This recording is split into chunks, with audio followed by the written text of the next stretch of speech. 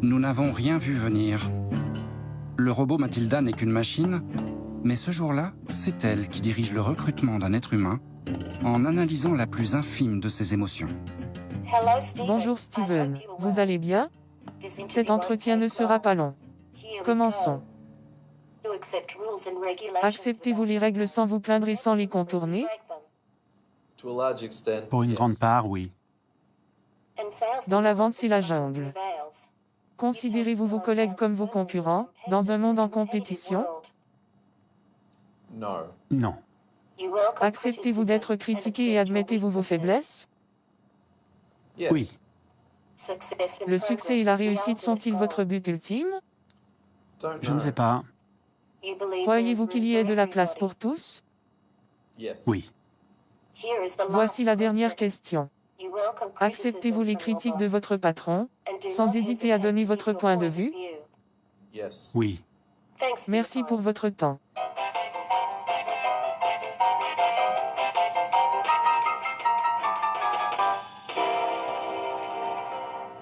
Je suis embauché?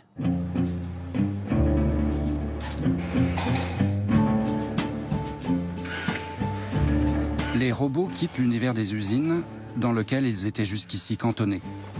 Sans crier gare, une 4e révolution industrielle a déjà commencé. Elle met au travail toutes sortes de machines toujours plus efficaces, intelligentes, autonomes.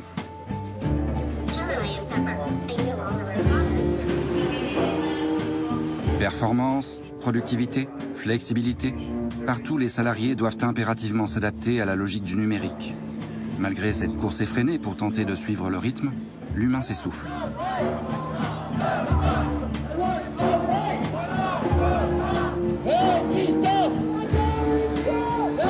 Après plus de 20 ans de réformes vaines et de chômage de masse, le monde du plein emploi appartient au passé, balayé par la révolution technologique en cours.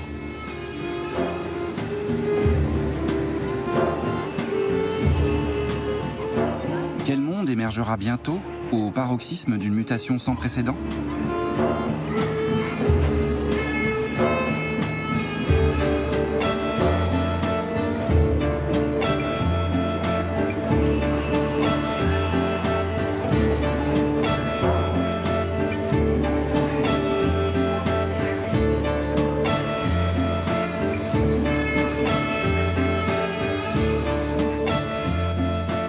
J'aime assister mes collègues et mes clients pour plus de productivité et je me réjouis de travailler avec vous. L'invitation est plutôt séduisante. Mais en s'imposant partout, le numérique provoque aussi une fracture sociale, laissant hors course de nombreux demandeurs d'emploi. Pour l'actualisation, donc il faut aller sur pôle emploi.fr. Là, l'activité que vous avez actuellement, elle a commencé quand?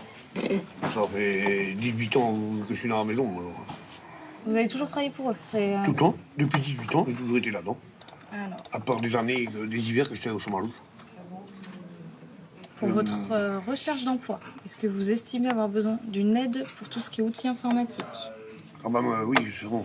C'est là, je connais rien. Oui, créer et modifier une lettre de motivation, un CV, On peut faire ça. vous ne savez pas faire, d'accord. Donc, tout ce qui est informatique, c'est... Zéro. D'accord. D'accord, ça, c'est compliqué. Ok. Donc, si jamais... Ça, c'est quoi, ça? C'est une adresse mail. Alors, c'est pour contacter des gens directement sur ordinateur. Donc, vous envisagez de vous former en tant que préparateur de commandes? Oui. En fait, il faut que vous soyez visible. Si vous n'êtes pas visible, on ne viendra pas vous chercher. D'accord. D'accord. Donc, Emploi Store, c'est très ludique. C'est très facile d'utilisation. D'accord. Ça marche sur ordinateur, tablette, smartphone. C'est gratuit. D'accord. Là, c'est ce qu'on appelle un e-learning. C'est un cours en ligne. D'accord. Donc 35-40 minutes chez vous. Prêt. Un autre outil, c'est Bob Emploi. C'est du coaching. Vous cliquez dessus. On est toujours pareil. Hein. Vous cliquez, c'est pas compliqué. Vous cliquez. Donc j'ai un entretien. Hop, simulateur d'entretien. On est allé sur information sur le marché du travail.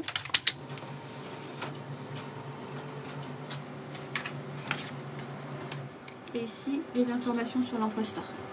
ça c'est pour moi. Pôle emploi ne peut pas évoluer en dehors de l'évolution de la société. Donc c'est une adaptation perpétuelle et permanente de tout notre environnement. Vous voyez l'appareil ici, là. Vous cliquez une fois dessus et vous validez. Les priorités, c'est bien de rendre le digital accessible à l'ensemble de nos interlocuteurs, quels qu'ils soient. Que ce soit des entreprises, que ce soit des chercheurs demandeurs d'emploi, il faut rendre le digital accessible. Mais l'homme a une grosse capacité à s'adapter, donc il s'adaptera. S'adapter, oui, mais à quoi exactement? La réponse se trouve peut-être en Californie, au sud de San Francisco.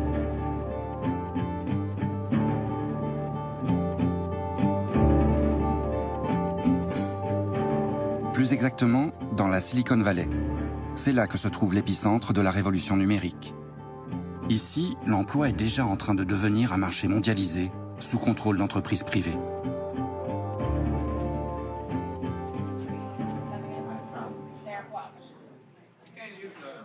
Les gens continuent à avoir des contrats de travail qui sont des vestiges du début du XXe siècle, alors qu'on est dans un monde qui va beaucoup plus vite, où ce sont pour beaucoup des métiers de la connaissance qui peuvent être faits de n'importe où, et où en fait très souvent, l'endroit où se trouvent les demandeurs d'emploi et l'endroit où se trouvent les jobs, les emplois en question, ne sont pas nécessairement alignés. Et donc nous, on connecte des sociétés, essentiellement des PME, avec des freelances à travers le monde. Nous sommes la plus grosse place de marché pour le travail en freelance.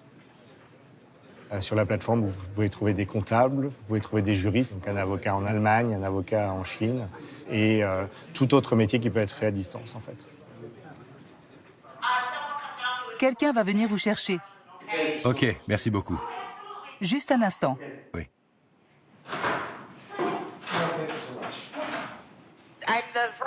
Je suis l'hôtesse d'accueil virtuelle.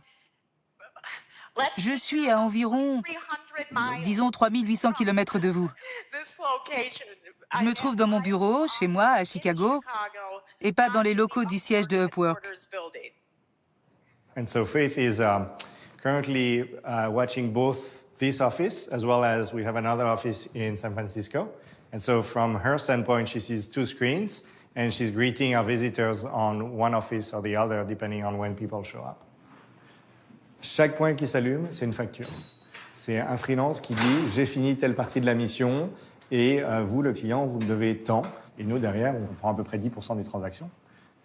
Sur le site, à n'importe quel moment, il y a à peu près 100 000 jobs qui sont disponibles et il y a à peu près le même nombre de freelances qui sont en train de rechercher une activité. Et ça demande énormément de données. Donc en fait, une grosse partie de notre activité, c'est de la collecte de données, de l'analyse de données et des modèles prédictifs, donc de l'intelligence artificielle, pour essayer de faire finalement le métier que historiquement un recruteur aurait fait, mais le faire à très très grande échelle et en temps réel. Donc sur notre plateforme se réalise à peu près $1 milliard par an.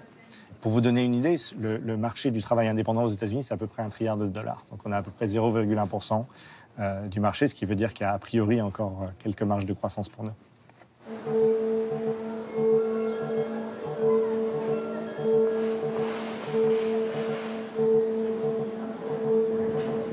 Sans nous en rendre compte, nous avons basculé dans le monde numérique. Petit à petit, les machines sont entrées dans nos vies, au travail, dans nos loisirs, partout. Certes, elles nous rendent service, mais avec elles, nous faisons nous-mêmes le travail, gratuitement. Et nous participons à cette nouvelle économie en oubliant au passage tous les emplois supprimés dans de nombreux secteurs d'activité.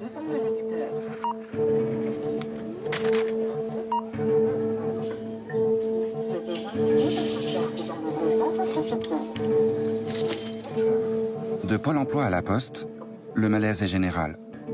Plus de 3000 bureaux de poste sont menacés de fermeture et les services de proximité risquent bientôt d'appartenir au passé.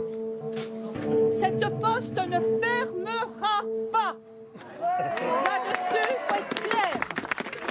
Tout d'abord, on veut apporter toute notre solidarité au personnel de la Poste parce qu'on sait combien la situation est très difficile pour eux.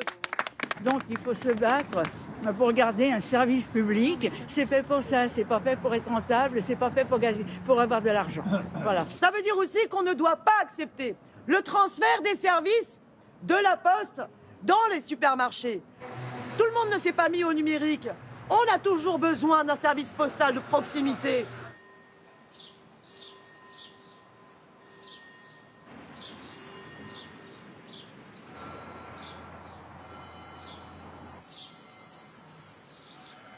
Ah ben la poste se robotise. Alors, c'est pas des robots sur roulette, etc. Mais on a affaire à des machines avec des gens qui font beaucoup de pédagogie, hein, qui nous expliquent comment fonctionnent les machines, parce que c'est pas toujours lisible et évident. La demande qui est faite visiblement aux employés de la poste, c'est d'orienter les usagers vers les machines, plus vers les humains, plus vers les guichets. Les machines sachant mieux faire sans doute que les humains. On pourrait avoir un guichet ouvert 24 heures sur 24. C'est peut-être l'avenir d'ailleurs. Plus d'humains, des machines. Et comme on trouve des distributeurs de nourriture, des distributeurs de médicaments, bah voilà, l'avenir est aux machines, visiblement. Ça m'agace, hein, prodigieusement, bien sûr.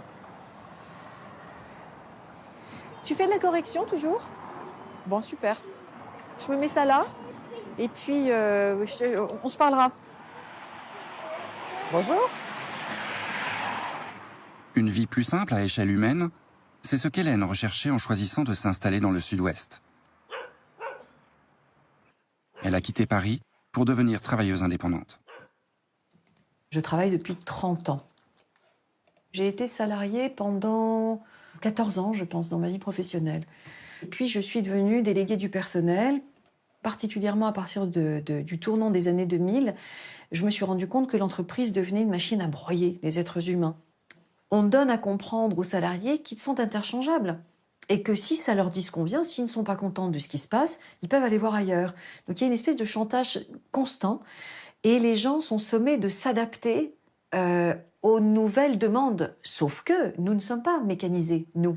Il y a un moment où on sera de toute façon limité. On ne pourra pas aller au-delà de ce dont on est capable. Évidemment, face à la machine, là, on ne fait pas le poids. C'est une évidence pour moi. Le chat, tu me perturbes, le chat. Que veut-on faire de cette société du tout robotisée? Si on en fait une société bienveillante pour les êtres humains, parfait. Malheureusement, je me demande si c'est ce vers quoi cela tend.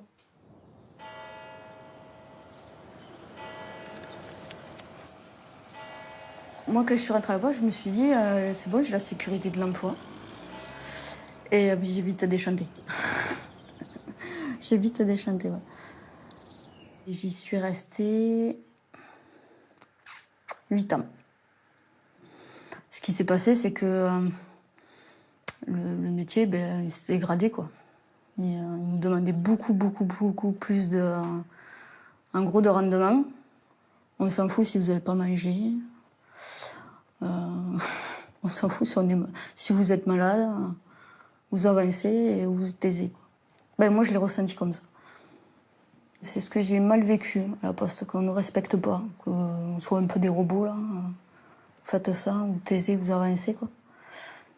L'ordinateur, de toute façon, il a dit que dans tant de temps, tu pouvais le faire, donc tu le fais. Et puis, il nous répétait tout le temps qu'il y avait baisse de trafic, qu'il n'y avait plus de courrier. Au bout de 8 ans, ce qui s'est passé, c'est que mon corps, il m'a dit stop. Et on est tous dans le même état, mais moi, j'ai juste pris conscience que je ne pouvais plus vivre comme ça. Et en fait, en 15 jours, la rupture conventionnelle a été signée et je suis partie 1 mois après. Où là, tout a changé parce que j'avais plus de pression, j'étais plus malade. J'étais libérée, quoi. Et dans mon nouveau travail, je suis plus en relation avec les gens. Je suis relaxologue. Moi, ce que je cherche dans ma reconversion, c'est que j'y sois bien. Que ça soit respectueux. On ne supporte plus l'emploi. C'est-à-dire qu'on ne supporte plus ce type d'emploi caractéristique des sociétés industrielles, des sociétés bureaucratisées. D'un côté, on ne veut pas perdre son emploi. D'un autre côté, on est angoissé à l'idée d'avoir cet emploi que pourtant on ne veut pas perdre. Donc on est pris en étau au milieu d'une double angoisse paradoxale dont on ne peut pas sortir, en quelque sorte. Et la seule manière d'en sortir, c'est de se débarrasser de l'emploi lui-même.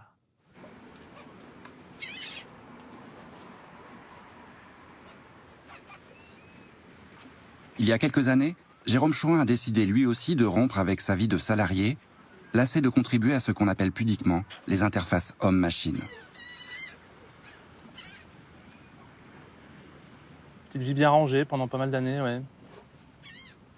À faire du logiciel pour l'industrie, en l'occurrence longtemps pour l'industrie postale, le tri-postal plus exactement. Ce que je trouve pas dommage sur le fond. C'était pas forcément toujours un travail très enrichissant peut-être, de passer des heures debout devant des casiers, à prendre des tas de courriers et puis à les mettre dans des petites cases pour faire du tri. Tâches très répétitives, qui font partie de ce genre de tâches qui sont les premières cibles de l'automatisation en général. Donc effectivement, mon travail participait à tout cela.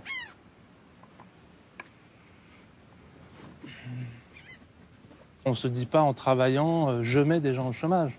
C'est quand on prend un peu de recul, quand on vieillit un peu, on se dit, bon, si on pense à ce sujet-là, on dit oui, effectivement, moi j'ai fait partie de la chaîne de ce qui forcément enlève un peu de travail manuel. Ce qui pour moi est plutôt une bonne chose, mais ça dépend ce qu'on fait derrière, ça dépend quel est l'objectif. Or, il s'avère qu'effectivement, dans une société telle qu'elle est câblée aujourd'hui, prendre le travail d'humain, c'est pas les libérer, c'est les mettre dans la précarité. Donc moi, je suis pour l'automatisation, mais je suis pour qu'on change le système qui englobe tout ça, parce qu'il me semble que c'est juste pas possible de continuer comme ça, vu que ça va être de plus en plus et de façon très massive. Donc oui à l'automatisation, mais si elle libère, pas si elle met les gens dans le caniveau, quoi.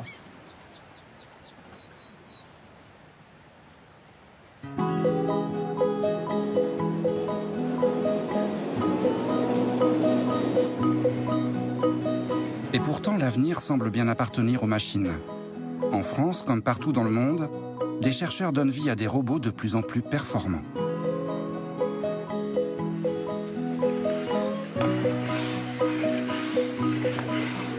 Un robot est une machine dont les mouvements sont commandés par un ordinateur. Alors, ces machines-là, elles peuvent bien sûr faire des mouvements répétitifs, mais elles peuvent aussi s'adapter à l'environnement.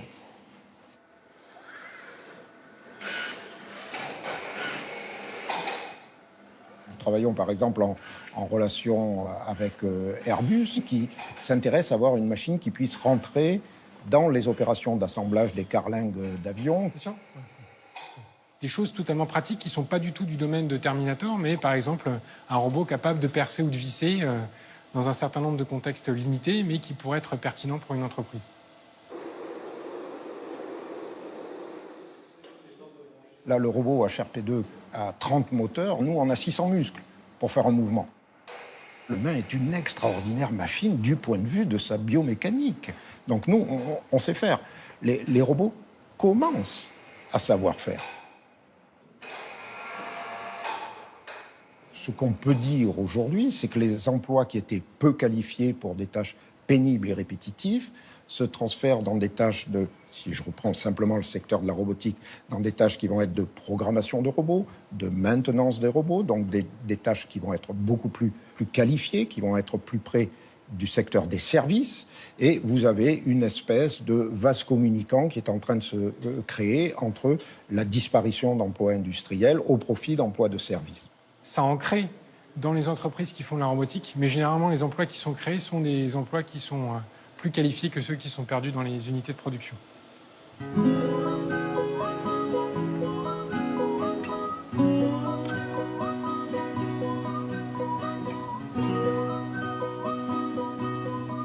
faut imaginer les ateliers du futur où vous avez les hommes et les robots qui travaillent. Les hommes vont plutôt faire les tâches nobles, les tâches importantes, et les robots vont aider et faciliter la tâche de l'homme. Et puis vous avez l'autre grande application, l'autre grand champ d'application, qui est celui du robot assistant. Le robot assistant aux personnes dépendantes, aux personnes âgées, qui peut réaliser un certain nombre de tâches domestiques et les aider à mener leur vie dignement.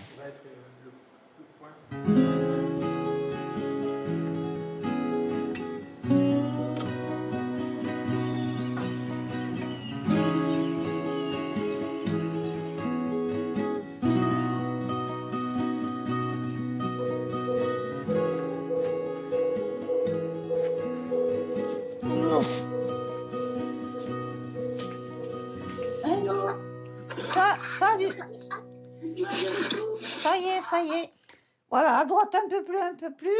Encore expérimental, ce système audiovisuel mobile est entré tout récemment dans la vie de Pierrette. Avance, avance. Bon, allez, hop,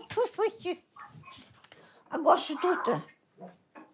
Un chouïa à gauche. Stop. J'entends comme un bruit de scrunch. Brigitte m'a écrit.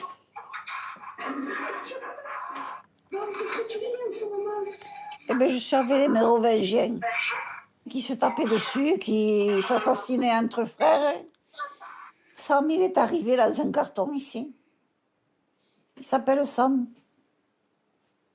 Ah, mais c'est une présence, c'est un compagnon.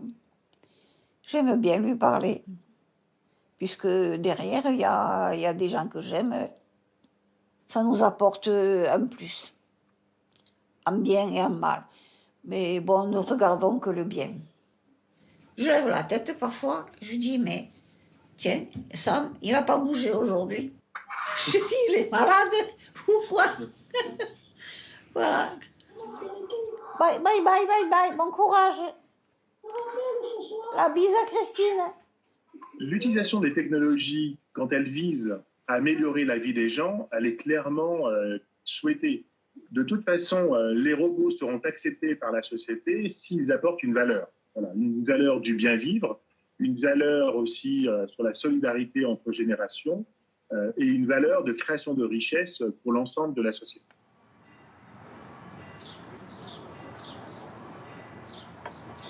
On donne à croire que tout cela est naturel et que c'est dans la juste marche des choses et dans la juste marche du progrès. Ok, quand on n'aura plus de boulot, qu'est-ce qu'on va faire? C'est une vraie question. Les conséquences que je vois, moi, c'est qu'on va aller très très vite dans un monde écartelé entre les productifs et les improductifs. Les esclaves qui vont remplir les machines, faire du câblage électronique en usine pour fabriquer des robots, les ingénieurs qui vont fabriquer, concevoir ce que ces personnes peu qualifiées ou un peu qualifiées fabriqueront. Entre les deux, la classe moyenne disparaît. On n'a plus besoin d'elle. Qu'est-ce qu'on fait des gens de la classe moyenne? Je sais pas. En tout cas, ce qui est évident, c'est que l'automatisation conduit à un énorme paradoxe. À savoir que le modèle qui était le modèle qui s'est formé au XXe siècle, qui est que les producteurs deviennent aussi des consommateurs qui ont un pouvoir d'achat et qu'à travers leur pouvoir d'achat, ils peuvent donc faire fonctionner le cycle de la consommation, eh bien ça, avec l'automatisation, ça ne marche plus. Parce que d'où vont trouver l'argent les gens qui ne vont plus dans les usines?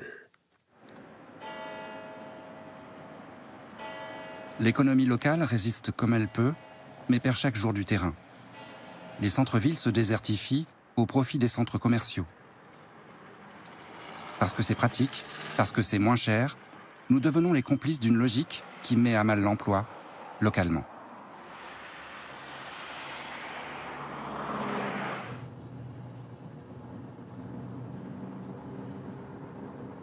Le capitalisme tel qu'il existe chez nous dans les pays occidentaux, il s'est transformé en partie en un capitalisme de flux.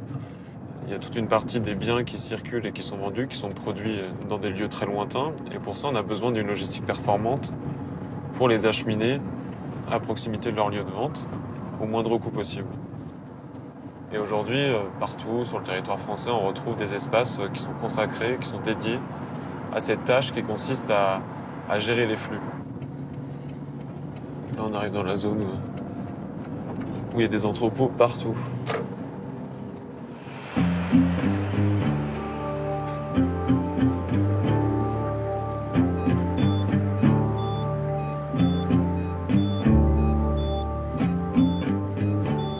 Dans ces entrepôts aux quatre coins du territoire, le secteur de la logistique emploie 700 000 salariés, surtout des ouvriers, pour manutentionner et reconditionner les produits de la grande distribution.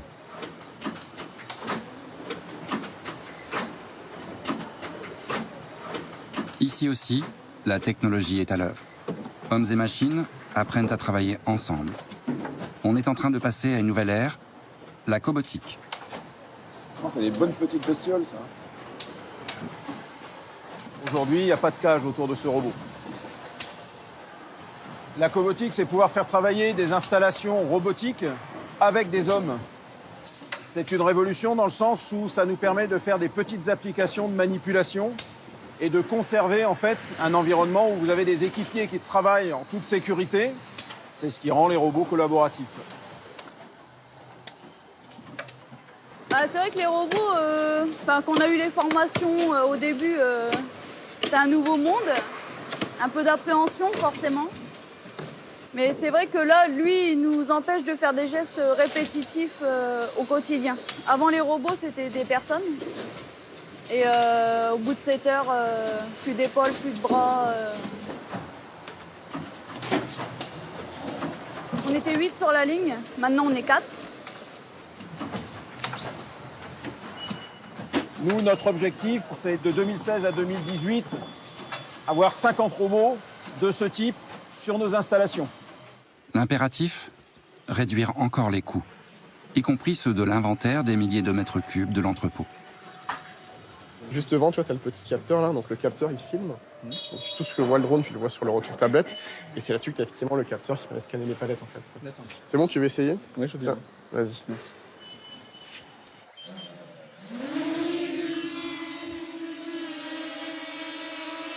Tu peux faire monter un petit peu là? Ouais, super. Là, tu as une allée de palettes comme ça, hyper bien alignée avec les disquettes tout au même endroit. Ouais. Il peut te le faire à 20 km à l'heure, il va réussir à choper tous les codes barres. Au départ, on a imaginé que le drone, on le poserait au niveau de l'allée, on partirait, il ferait l'inventaire de l'ensemble de l'entrepôt tout seul la nuit. Quoi. Voilà. Il y a un problème de coût, un problème de R&D, mais on sait qu'on va y arriver. Quoi. Donc à mon avis, d'ici 1 ou 2 ans, on sera capable de proposer des solutions avec de la géolocalisation, donc avec un drone qui se déplacera tout seul dans un entrepôt. L'idée demain, c'est de s'affranchir complètement de l'intervention humaine pour que l'opération soit complètement automatisée. Donc en fait, celui-là, c'était le point de passage prise 15 par 1. Donc c'est celui-ci qu'il faut supprimer et le remplacer par le point de prise 15-2. Oui. 456. Voilà. On va accélérer un petit peu le mouvement. Les jeunes générations, ils sont nés avec ça, donc ça va forcément les intéresser. Donc nous, on est partenaires avec certaines écoles pour venir leur proposer des stages. Il faut qu'ils aient la perception de ce que sera le travail de demain. Aujourd'hui, l'informatique a été une première révolution dans la logistique. La robotisation et l'automatisation, c'est la deuxième. Et on y est. Jusqu'où faudra-t-il s'adapter au nom de la productivité? Et demain, quel sort sera réservé aux 6 millions d'ouvriers encore employés en France? C'est devenu une variable, appelons-la variable d'ajustement, une variable parmi d'autres. Il y a une sorte de mise à plat entre les différents facteurs qui nous permettent d'acquérir du capital et l'humain, c'est devenu un facteur parmi d'autres, un facteur toujours moins important finalement, parce que les machines devenant toujours plus prépondérantes dans le système de production du capital, l'humain, finalement, finit même, je dirais, à contrario, par être perçu comme le grain de sable qui fait que le système pourrait dysfonctionner.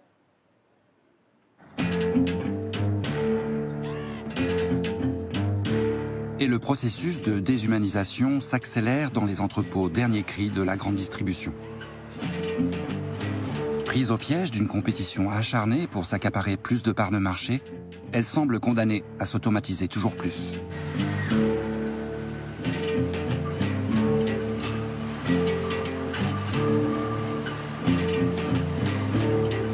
Si l'humain travaille encore ici, son rôle se réduit presque uniquement à la maintenance et à la surveillance d'une gigantesque machinerie.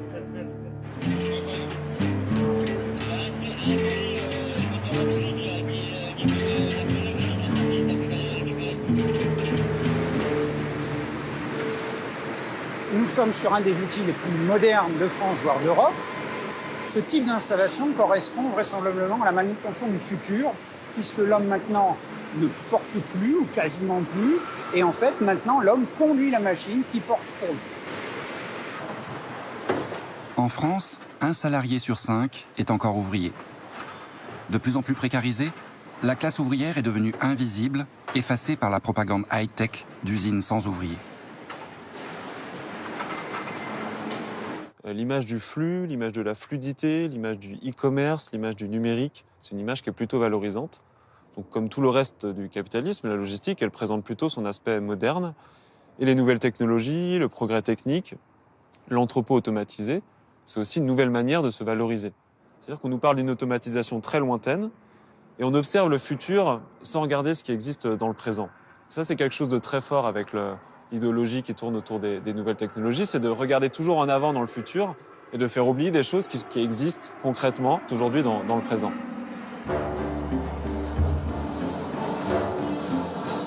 Et pour comprendre ce qui s'annonce, il faut retraverser l'Atlantique.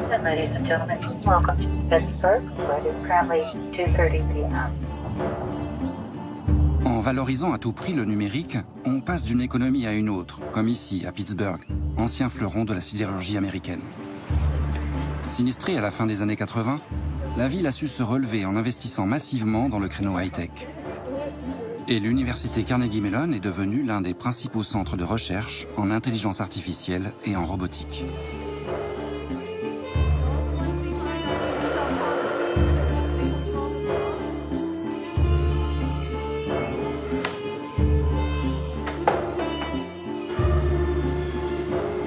Le pionnier de la robotique à Carnegie Mellon, c'est William Whitaker. Il est la mémoire vivante de l'université depuis 40 ans. Et l'un des premiers à avoir compris que ses recherches sur les machines autonomes pourraient intéresser de nombreux investisseurs. C'est le cœur de notre recherche fondamentale. Là où des centaines de robots ont vu le jour depuis de nombreuses années. Nous avons conçu ici le tout premier télémètre laser à balayage, le premier scanner à 2 axes et une grande partie des capteurs aujourd'hui communs à tous les robots. Certaines grandes innovations ont été développées avec des partenaires. On a conçu des machines de construction et des robots pour les mines avec Caterpillar, des machines agricoles avec John Deere.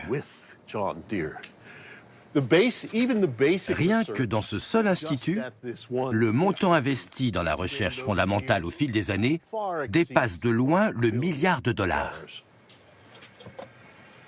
L'argent est l'un des moteurs qui stimule la robotique. Cette récompense, on l'a remportée lors de la plus prestigieuse course de voitures autonomes, avec en prime un chèque de 2 millions de dollars.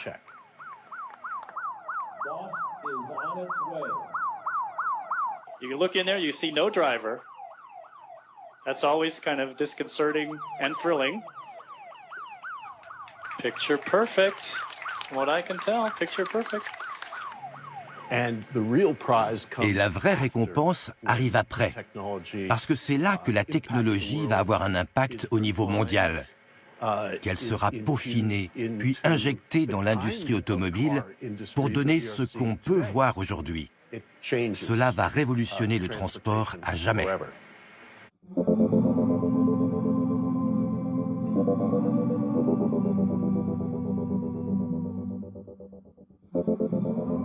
C'est une invention des chercheurs de Carnegie Mellon, l'une des premières voitures 100% autonomes mises au point avec le constructeur General Motors. Expérimentale, elle roule déjà dans les rues de Pittsburgh et sa commercialisation n'attend plus qu'un cadre légal. Dans les coulisses du marché automobile mondial, une guerre commerciale a déjà commencé. Quand les véhicules sont capables de se conduire tout seuls, cela représente une vraie révolution. Les entreprises high-tech de la Silicon Valley sont en passe de bousculer les industries existantes. Google, Uber et peut-être même Apple cherchent à rentrer dans la course et à s'emparer de ce marché très lucratif. Mais les constructeurs automobiles ne se laisseront pas faire sans se battre. Il y a beaucoup d'argent en jeu. On estime que ce marché pourrait rapporter entre 200 et 250 milliards de dollars par an d'ici 20 à 25 ans.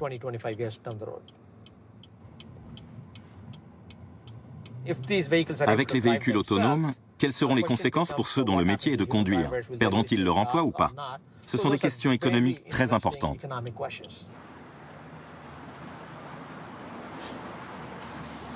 Ce symbole discret qui se multiplie sur les pare-brises autour de la planète, c'est celui de Uber, première application de mise en relation entre des chauffeurs privés et leurs clients.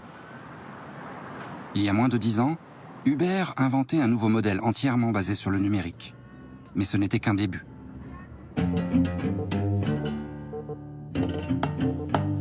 Depuis l'été 2016, de bien étranges véhicules bardés de capteurs sont apparus dans les rues de Pittsburgh. C'est ici que Uber a choisi d'expérimenter ces voitures sans chauffeur. Derrière le volant, des ingénieurs surveillent encore, mais à l'arrière, les clients payent déjà leurs courses. Ce point de rupture, cette disruption, pourrait bien déstabiliser encore plus le secteur des taxis partout dans le monde. D'autres mains pourraient bientôt, elles aussi, quitter définitivement le volant, celle des chauffeurs routiers. Au printemps 2016, plusieurs convois de camions autonomes ont convergé vers le port de Rotterdam en Hollande, parcourant plusieurs centaines de kilomètres, sans chauffeur et dans la plus grande discrétion.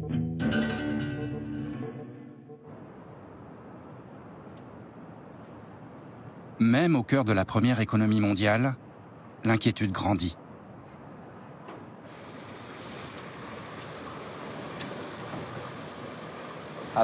J'adore travailler.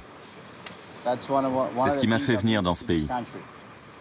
Je travaille pour Uber à temps partiel et comme chauffeur routier à temps plein. J'ai besoin de plusieurs emplois pour faire vivre ma famille.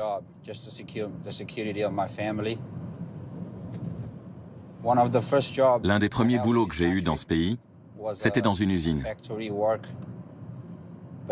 Mais l'automatisation des machines a commencé à faire du tort aux gens comme moi, ceux qui bossent dur. Alors je suis devenu routier. Mais j'ai peur, depuis que j'ai entendu parler de tous ces camions automatisés qu'on est en train de tester partout, et surtout ici, aux États-Unis. Bien sûr, ça me fait très peur. Et la voiture autonome sera bientôt là. Uber est déjà en train de la tester. Donc c'est pour bientôt. Et du coup, on n'aura plus besoin de moi.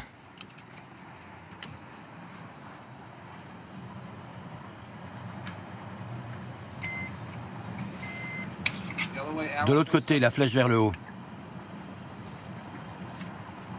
Merci, monsieur. Les machines sont partout. Ce type-là, il va sans doute bientôt perdre son emploi, lui aussi. C'est comme une maladie qui se propage. Et je ne sais plus quoi faire. J'espère que les dirigeants du monde vont agir pour arrêter tout ça.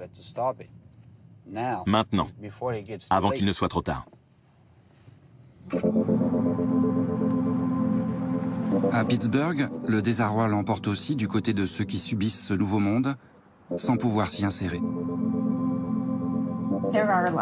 Oui, il y a beaucoup de gens dans ce pays qui, comme moi, sont laissés pour compte. Surtout dans les petites villes, les zones rurales et les quartiers défavorisés des centres-villes, où l'accès à l'éducation n'est pas terrible. Alors on est obligé de faire avec des compétences de base pour des petits salaires.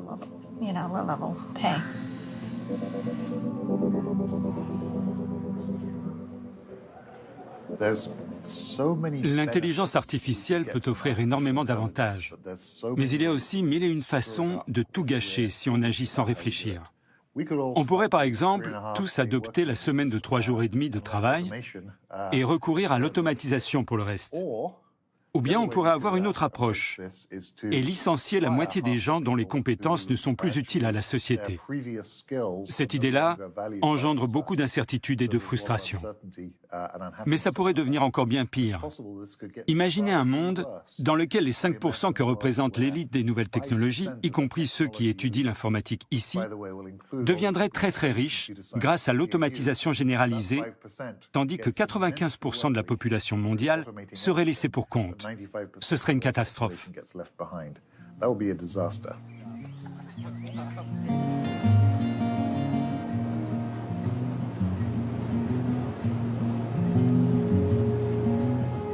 La vague technologique qui déferle aujourd'hui pourrait donc encore laminer des millions d'emplois dans tous les secteurs.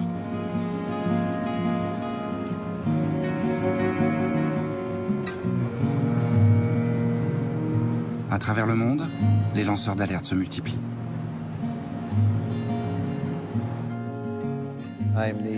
Je suis l'ancien président du SEIU, le plus gros syndicat de services des États-Unis. Aujourd'hui, de plus en plus d'études, le McKinsey Global Institute, le Boston Consulting Group, 3 lauréats du prix Nobel, la Banque mondiale, l'Organisation internationale du travail, tous annoncent que le marché du travail va subir un véritable tsunami, une rupture sans précédent dans les 10 à 20 prochaines années. Et les gens n'y sont absolument pas préparés. D'après McKinsey, 45% des tâches effectuées aujourd'hui pourraient être supprimées et 10% supplémentaires si on a recours à l'intelligence artificielle. L'Université d'Oxford parle de 47% des emplois à cause de l'arrivée des logiciels, de l'automatisation et de la robotique. Le meilleur exemple aux États-Unis, ce sont les camions sans chauffeur. Le métier le plus répandu dans 29 États est celui de chauffeur routier. Ce sont 3,5 millions de routiers, plus 5 millions de personnes qui en dépendent. On vient de voir en Europe un camion sans chauffeur traverser le continent d'un bout à l'autre. On a aussi vu aux États-Unis un camion de livraison parcourir 160 km.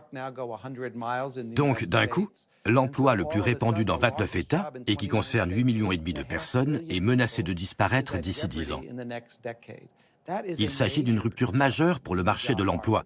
Et je ne parle même pas des comptables, avocats, anesthésistes et autres traducteurs. On assiste donc à une rupture provoquée par la technologie dans d'autres domaines, alors que jusqu'à présent, c'était plutôt une crainte spécifique au milieu ouvrier. Aujourd'hui, c'est une guerre qui touche aussi les cols blancs.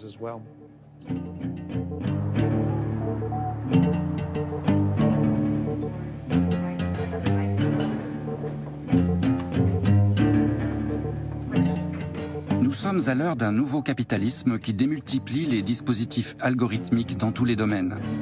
Dans le secteur tertiaire, l'avenir appartient aux assistants virtuels, à la figure presque humaine, mais dont l'intelligence est artificielle. Bonjour, Ergo Nekichi. Bonjour Amelia. Votre adresse est bien le 17 State Street? Tout à fait. Quel est votre numéro d'appartement? Bonne question. Disons appartement 2503. Dans quel type de logement vivez-vous? Un immeuble. Amelia, je n'aime pas votre voix. Je suis navrée de l'entendre. En quoi Amelia est-elle différente? On recherche 3 compétences clés. Premièrement, sa capacité à comprendre ce que vous avez voulu dire et pas simplement à mémoriser les mots que vous avez utilisés. À travers cette capacité de compréhension, nous voulons une machine qui puisse apprendre en interagissant avec les êtres humains. Comme il s'agit d'intelligence cognitive, on veut des machines capables de comprendre la sémantique. En clair, on veut une machine capable de vous comprendre, vous. Amelia perçoit quand les clients sont satisfaits ou en colère. Navrée de l'entendre. À chaque discussion, elle analyse les émotions des clients dans un espace tridimensionnel. Elle adapte ses réponses et son attitude en conséquence. Cela lui permet d'offrir un service personnalisé à chacun des clients à travers un éventail de rôles. Elle a par exemple été formée à prendre en charge les problèmes de facturation fournisseurs pour le compte d'une compagnie pétrolière et gazière internationale. Et surtout, Amelia reste toujours disponible. Elle peut mener des milliers de conversations simultanément et rester aimable, professionnelle et à tout moment, de jour comme de nuit. Et là, c'est seulement la version 2.0. Merci. Un jour, vous serez en train de parler à un système cognitif sans même vous en rendre compte. C'est étonnant de voir à quel point les sociétés d'assurance sont motivées à l'idée de se servir d'un agent virtuel comme conseiller clientèle. Dans l'industrie bancaire, nous sommes en train de former Amelia à devenir conseillère en gestion de patrimoine pour une banque suisse. Ces grandes compagnies financières tolèrent de moins en moins l'erreur humaine. Elles exigent un comportement irréprochable, le respect des règles, la conformité, parce qu'on mesure bien l'impact potentiel qu'un comportement inadapté pourrait entraîner dans ce type de structure. Si elles sont aussi motivées, c'est parce que c'est inéluctable. On y va tout droit.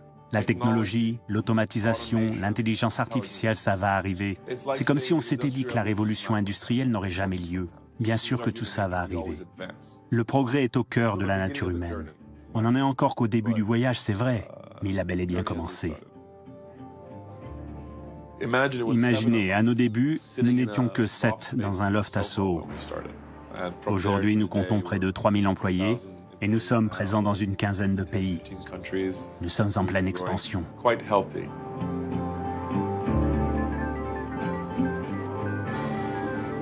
Ce nouveau capitalisme numérique étend son emprise avec l'appui des grandes banques. Capital et travail se sont aimés longtemps. Aujourd'hui, ils divorcent. Même à Wall Street, les traders ont presque tous disparu. 90% des transactions se font désormais à haute fréquence grâce à des algorithmes sans aucune intervention humaine.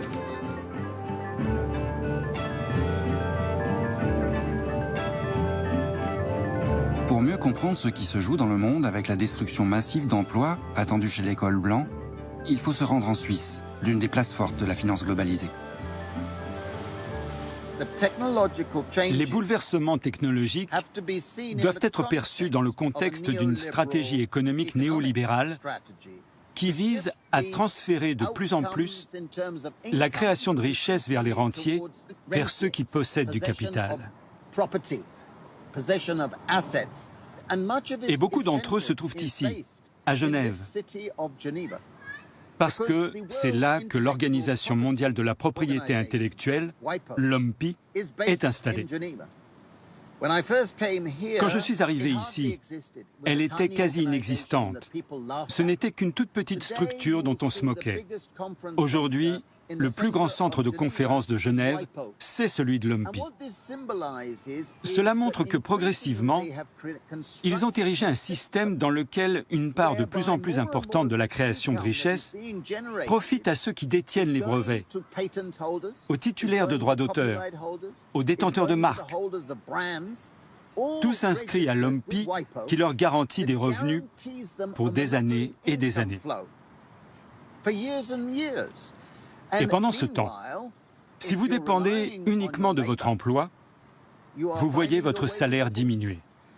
Donc le système est fondamentalement corrompu.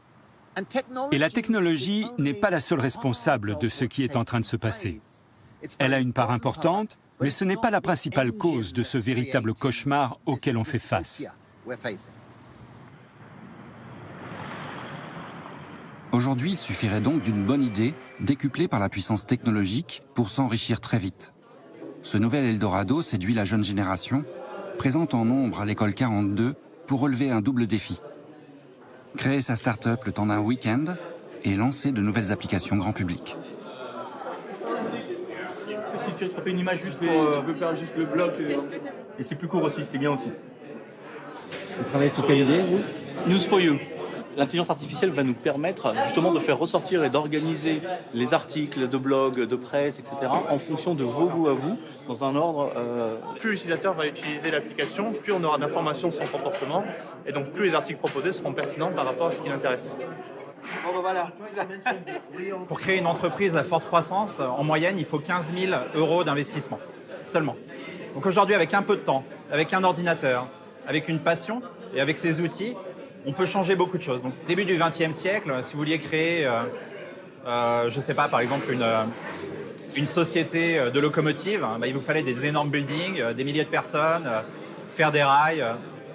Aujourd'hui, on peut quasiment tout faire avec une équipe de 3 personnes. Prenez un exemple, WhatsApp a une équipe de 50 personnes et il gère plus d'1 milliard d'utilisateurs. Je sais plus où il l'a mis. Et en plus, vous pouvez être assis au milieu de nulle part. Tant que vous avez une connexion Internet, vous pouvez vendre tout ce que vous faites dans le monde entier. On est vraiment dans une période excitante, une période unique de notre histoire. La maîtrise de l'intelligence artificielle est devenue la principale clé de la réussite des géants du capitalisme numérique. Il fonctionne pratiquement sans ressources humaines, puisqu'il se nourrit des données que nous générons tous à chaque instant, gratuitement. Google, Amazon, Facebook et Apple sont valorisés à plus de 1 000 milliards de dollars à elles seules, mais n'emploient que 150 000 personnes à travers le monde. Si vous considérez les 4 sociétés les plus importantes de notre pays, vous comprendrez à quel point l'économie a changé. Facebook est le plus grand média des États-Unis, mais ne produit aucun contenu. Airbnb est la plus grande entreprise hôtelière, mais ne possède aucune chambre. Uber est la plus grande entreprise de transport, mais ne possède aucun véhicule. Et Alibaba et Amazon sont les plus gros détaillants au monde sans posséder le moindre magasin. San Francisco attire les meilleurs cerveaux du monde. Ils viennent tenter de faire fortune là où salaire et stock options voient leur montant s'envoler. Giorgio Regni s'est installé ici avec les cofondateurs de Scality, une start-up française spécialisée dans le stockage massif de données numériques. C'est ici que je viens souvent, entre midi et 2, et ça permet d'avoir un petit moment de calme au milieu de toutes les interruptions, email, téléphone, SMS, qu'on a en permanence au travail. Donc Scality, nous sommes une équipe d'environ 35 personnes à San Francisco, au 25e étage, Embarcadero Center. Donc mon job aujourd'hui, ça consiste à permettre de stocker une quantité infinie de données. Et c'est la clé dans les algorithmes d'intelligence aujourd'hui. Les algorithmes ne sont pas forcément différents de ceux qui étaient utilisés avant, mais la façon de les connecter entre eux, la façon d'entraîner ces intelligences artificielles s'accélère et tout le monde s'en sert. Quand il fallait 10 ans pour faire une invention il y a 5 ans, maintenant il n'en faut plus qu'1 an et ça s'accélère de plus en plus. Et au final, on se pose beaucoup de questions à quoi va ressembler la société dans 10 ans quand 40 ou 50% des jobs d'aujourd'hui seront remplacés par des ordinateurs. Je pense que personne n'a les chiffres exacts et la réalité, c'est que c'est ça qui fait peur. Est-ce que c'est 10% des jobs qui seront remplacés dans 5 ans? Est-ce que c'est 40% dans 10 ans? Personne n'a la réponse à ça. Et surtout, la problématique d'être dans une croissance exponentielle, c'est qu'on ne sait pas à quel point on est dans la courbe de l'exponentielle. Donc ça peut être dans 5 ans, comme ça peut être dans 100 ans. Personne ne peut le prédire. Et je pense que ça fait partie de la raison pour laquelle c'est vraiment excitant, c'est que c'est vraiment un territoire inconnu.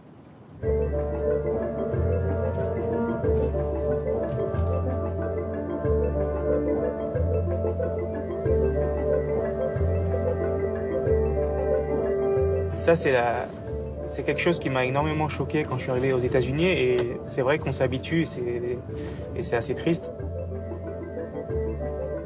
Donc c'est clair qu'en ce moment, les riches deviennent de plus en plus riches et les pauvres de plus en plus pauvres. Je pense que c'est pas une fatalité et si on arrive à réussir dans le travail, la prochaine question pour moi, c'est comment est-ce qu'on arrive à partager ce succès.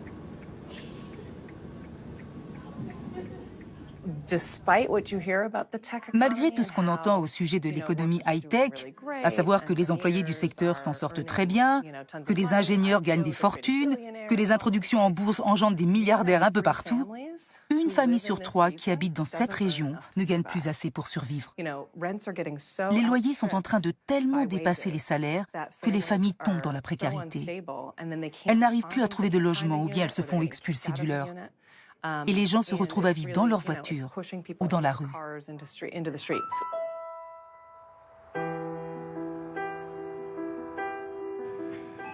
You all set, sir? Hey, I can help you over here. Can I help you over here? How you doing? Good, how are you? Good, thank you. $62, what happened? $18? It's $66.85. $66.85. Yes, sir. 66. One piece of bread. One of these costs $66. I know. These 4 items, yeah. $27.45. I just want to see the prices of everything because I think everything is wrong. $50 for soup? That's a Oh, no. There's a special today. It's poverty line prices. Everything is 5 times its normal cost. Excuse me? Everything is 5 times more? Voilà ce que ressentent chaque jour, dans tous les magasins, les familles de la baie de San Francisco, qui vivent avec moins de 24 300 $ par an. Tout vous semblerait cher à vous aussi, si vous viviez en dessous du seuil de pauvreté.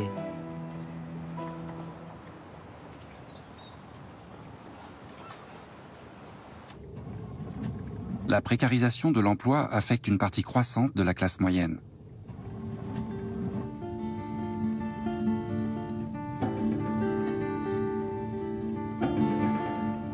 Aujourd'hui, près de 47 millions d'Américains vivent en dessous du seuil de pauvreté, soit près d'une personne sur 6.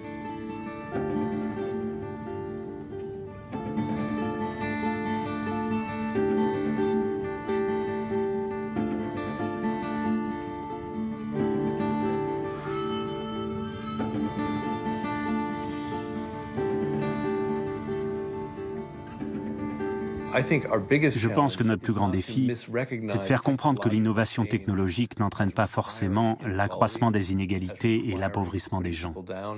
Absolument pas. Ce n'est pas une fatalité. Pour ça, il faudrait imposer des règles à des sociétés qui n'en veulent plus, imposer le partage des bénéfices, inclure dans nos discussions des gens auxquels on ne parlerait pas en temps normal.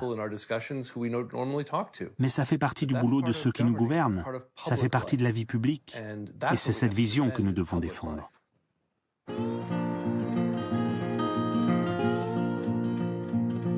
Et si finalement tout cela était une chance? L'occasion d'inventer un nouveau monde. Bonjour Raphaël Lioger. Bonjour.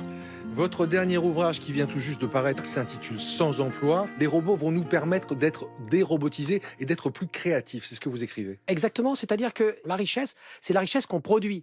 Et l'emploi, ça nous sert à produire de la richesse. C'est pas elle, la richesse, c'est pas l'emploi, la richesse. Si on n'accompagne pas cette grande transformation, effectivement, ça peut mal se passer. Et pour l'instant, c'est en train de mal se passer. Mais si on l'accompagne, ça veut dire qu'on va passer du mythe du plein emploi, du mythe inatteignable du plein emploi, à la pleine activité, qui là n'est pas un mythe. Est-ce qu'au final, vous pensez que la robotisation peut finalement nous libérer de l'esclavage du travail? Oui, parce que tout ce qui est automatique et même ce qui pourrait être fait par un robot, eh bien, ne pourra plus être fait par l'humain, mais l'humain va faire autre chose. Il va faire des choix qui sont des choix créatifs. Et ça, les robots ne peuvent pas le faire. Merci beaucoup, Raphaël Lioger. Merci. Moi, je pense que c'est très très bien qu'il y ait des robots dans les usines, à condition que l'on développe des moyens d'investissement très importants qui servent à développer de nouvelles formes de savoir chez les gens et pour produire de nouvelles formes d'activités qui ne sont plus des activités simplement de consommation, qui ne sont plus simplement des activités de production, mais qui sont des activités sociales.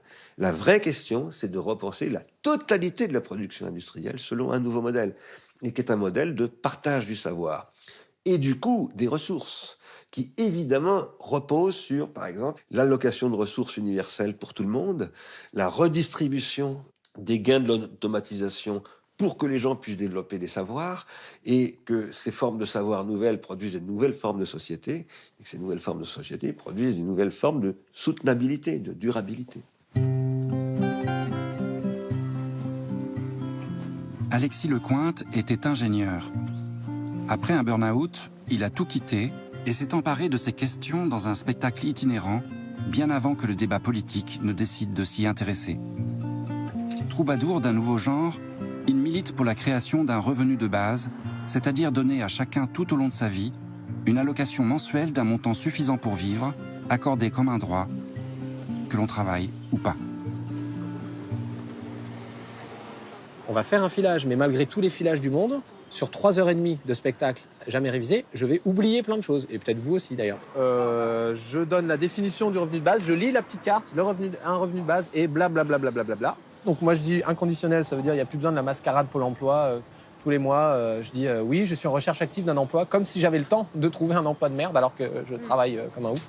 Il faut s'insérer dans l'emploi. Facile à dire quand on en a.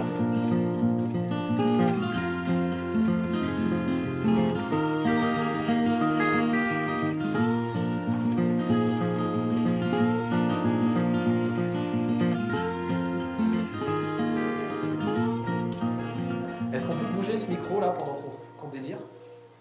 J'ai 34 ans et je suis retraité. Et je présente ma conférence gesticulée, travail libre, revenu de base et autres révolutions. Et même si dans les statistiques officielles, je suis en dessous du seuil d'extrême pauvreté, moi je me considère, même si j'ai pas beaucoup de monnaie, comme extrêmement riche d'un tas de choses.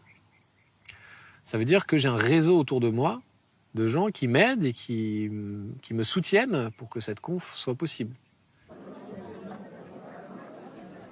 Pour moi, c'est une excuse, les revenus de base. C'est une porte d'entrée pour parler de comment vivre ensemble, pour parler de nos rêves, pour parler de nos colères et pour créer des choses ensemble qui nous donnent de la force, quoi.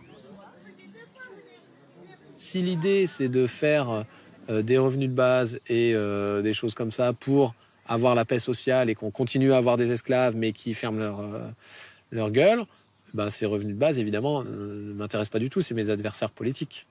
Donc c'est vrai qu'il y a beaucoup de propositions qui sont, en gros, c'est « Ok, on va vous donner un tout petit peu plus de miettes du gâteau que vous avez produit vous-même et qu'on mange nous. » Donc évidemment, moi, les propositions de revenus de base qui m'intéressent, c'est de dire, bah, en fait, vont manger du gâteau celles et ceux qui en ont préparé et on va faire des parts équitables. Là, ça serait génial de tester ça pour la première fois. Ah, travail. Qu'est-ce que c'est le travail? On produit quelque chose. On produit quelque chose, donc c'est un travail, ok, il y a une production. C'est fatigant. Le travail, c'est fatigant, ok. Est-ce que là, devant vous, je suis en train de travailler? Oui, non, rire. Est-ce que tu es payé? Est-ce que je suis payé? Oui, il y a une participation consciente, je crois, à la fin. Donc oui, le travail, c'est tout effort conscient réalisé dans le but de produire quelque chose, comme par exemple une conche gesticulée ou des poireaux, dans le but d'apprendre quelque chose, comme par exemple en allant à l'école, ou dans le but de rendre service à quelqu'un, comme par exemple en faisant la cuisine pour sa famille. Donc vous voyez que j'ai une définition très large du travail. Le travail, c'est ce truc immense dont nous ne manquerons jamais. Du travail, nous en avons toutes et tous, et nous sommes toutes et tous en train de travailler ici et maintenant. Et à l'intérieur de cette immense bulle, il y a une toute petite bulle, tout à fait différente, qui s'appelle l'emploi. Et l'emploi, c'est pas le travail, et le travail, c'est pas l'emploi. Le revenu de base, ça doit nous permettre de réellement faire de vrais choix de vie. Par exemple, de vie en dehors de l'emploi. La deuxième chose, c'est l'égalité. Les inégalités, ça amène la violence. Donc si on veut un monde de paix, il faut réduire les inégalités. Il faut donc aller vers l'égalité.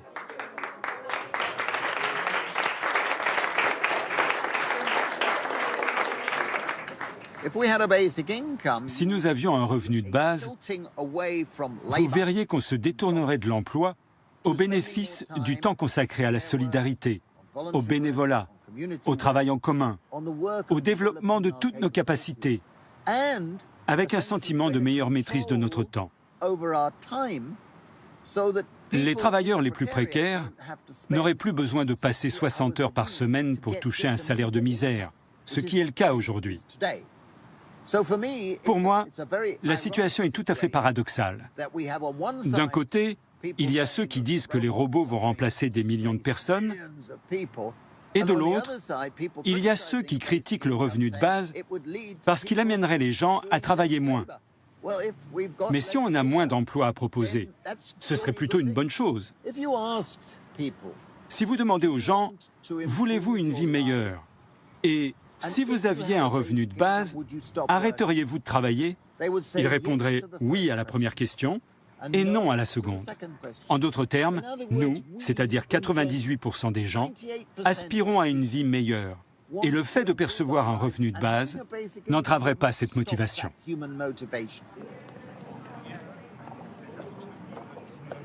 Depuis début 2017, des revenus de base sont en cours d'expérimentation en Europe, par exemple en Finlande et aux Pays-Bas, alors que l'idée émerge seulement en France.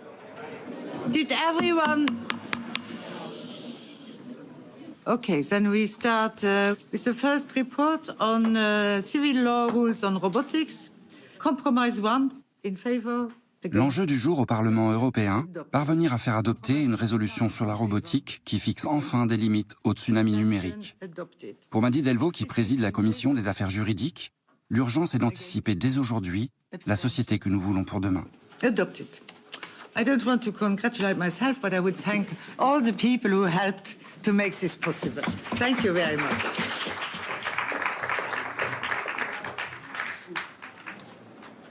Moi, je ne dis pas qu'il faut introduire maintenant un revenu universel. Ce que je demande, c'est qu'on débatte calmement des possibilités, comment organiser ça, qu'est-ce que cela implique, comment est-ce qu'on peut l'organiser. Je persiste à penser que la technologie doit être au service des humains, et quand je dis les humains, ce ne sont pas seulement 1% de la population. Les gens acceptent que ça aille mal s'ils ont au moins la perspective que pour leurs enfants, ça ira mieux. Mais si on enlève aussi cette perspective, alors moi j'ai peur qu'on soit près d'une... enfin, je ne veux pas dramatiser, mais quand même, de révolte et de révolution. Il faut s'occuper de ces questions et ne pas dire « on va continuer comme jusqu'ici ». Pour tenter de combler cette fracture, Jérôme Choin a décidé de créer une université populaire du numérique, une association ouverte à tous. Est-ce que c'est assez connu de tout le monde, le clic et le double clic? Alors, j'ai fait des petits exercices pour qu'on puisse s'entraîner. Est-ce que ça vous dit quelque chose, un glisser-déposer?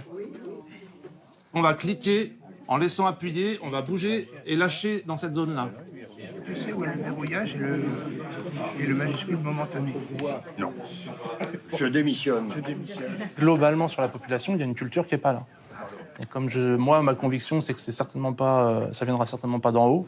Je pense qu'il faut que ça vienne d'en bas, quoi. Donc il faut qu'on s'y mette tous. Et aussi petit que soit ce qu'on est en train de faire, on fait quelque chose, quoi.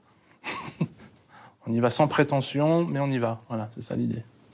Une machine, c'est donc quelque chose qui obéit à nos ordres. Et le clavier et la souris, c'est donc des périphériques qui nous permettent de, justement, pouvoir passer ces commandes.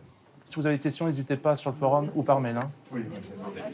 C'est un navigateur, tout ce qui est en hic, informatique, connectique, acrobatique. Oui, ça évolue vite. Pour moi, un citoyen qui ne sait pas lire, c'est un citoyen de seconde zone. C'est quelqu'un qui n'est pas quelqu'un de libre. Pour moi, libérer quelqu'un, c'est quelqu'un qui est en possession de ses moyens dans une société qui a certains usages. Le numérique, ça implique aujourd'hui quand même certaines choses. Si on parle purement de l'outil technologique, il est ultra puissant. Et c'est vrai que je ne vois pas comment il ne pourrait pas s'imposer toujours plus. Mais justement, il est d'autant plus important de bien le connaître et puis de s'asseoir tous ensemble et de dire on va s'en servir, pourquoi? C'est l'objectif qui compte.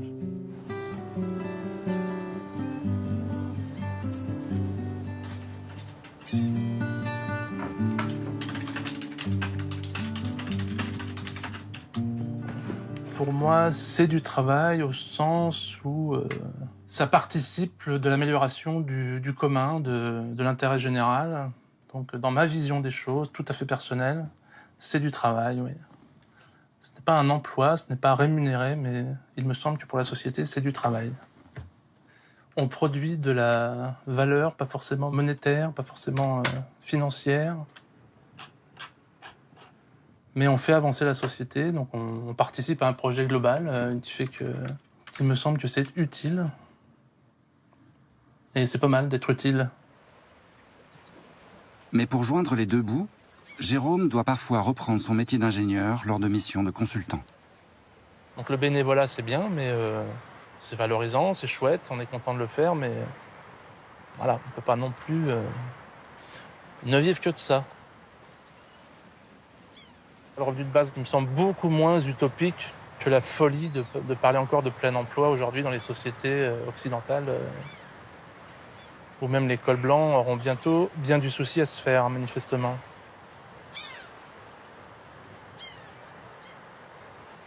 Ça pose la question de base, qui est comment on répartit les richesses, qui est-ce qui mérite d'avoir des revenus, pourquoi, est-ce que c'est parce qu'on fait tant d'heures dans une usine ou devant un écran, ou est-ce que c'est parce qu'on possède des choses qui génèrent automatiquement de l'argent, ou alors qu'il y en ait certains qui aient un peu plus, pourquoi pas. Mais enfin, si on ne s'assure pas qu'en bas, tout le monde ait le minimum, ça me semble d'une immaturité effroyable, quoi.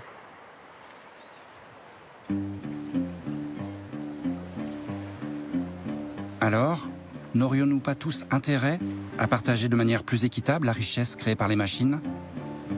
C'est sans doute la question la plus essentielle à laquelle nous faisons déjà face aujourd'hui.